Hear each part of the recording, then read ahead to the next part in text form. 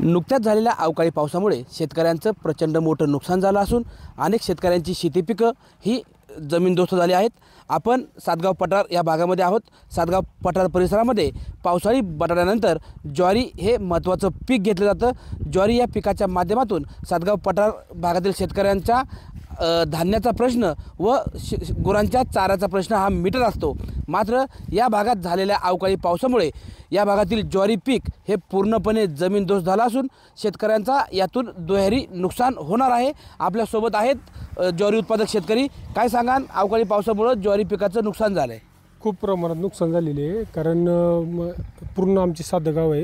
या काल खूप प्रमाणात भरपूर असा मोठा पाऊस पडला, वादळ वारं, त्याच्यामुळे शेतीचं आणि गुरांच्या चाऱ्यांचं खूप प्रमाणात नुकसान झालेलं आहे। आणि हजारो हेक्टर जमीन पूर्ण सातगावांमध्ये पूर्ण शाळूचं प्रमाण जास्त असल्यामुळं पूर्णपणे भुईसपाट झालेले आहे आणि त्याची शासनामार्फत आम्हाला त्वरित नुकसान भरपाई मिळावी अशी सरकारला विनंती करतो। आता हे जे ज्वारी पीक सपाट झालं आहे, याला परत सुधारण्यासाठी काही पर्याय हे उठेल की हे परत तुम्हाला कापावं लागेल? कापून त्याला काही फायदा नाही?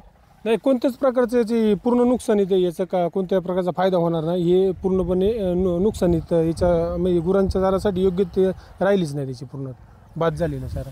अवकाळी पावसामुळे या ठिकाणी जे ज्वारीचं पीक जमीनदोस्त झालं आहे हे पूर्णपणे आता वायाला गेलं असून यातून कोणत्याही प्रकारचं उत्पन्न शेतकऱ्याला मिळणार नाही।